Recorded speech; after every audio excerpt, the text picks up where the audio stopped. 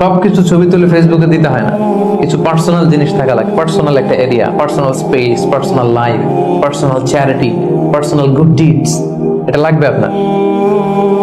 এটা আল্লাহ তাআলা বেশি পছন্দ করেন। আল্লাকা সিররুন ইনদাল্লাহ বাইনাকা আনতা ওয়া বাইনাল্লাহ, এমন কোন গোপন জিনিস তোমার আর তোমার রবের মাঝে আছে যেটা তোমার রব ছাড়া কেউ জানে না? তোমার আর তোমার রবের মাঝে এরকম গোপন কোনো ডিলিংস আছে যেটা কেউ জানে না? জীবনে কখনো গোপন দান করছো যেটা কেউ দেখেনি? ওইটাই কাজে লাগবে। এজন্য ষষ্ঠ শ্রেণী হচ্ছে ওই ব্যক্তি যে গোপনে দান করে, সিক্রেট চ্যারিটি করে। গোপনে দান করতে রাজি আছেন তো সবাই?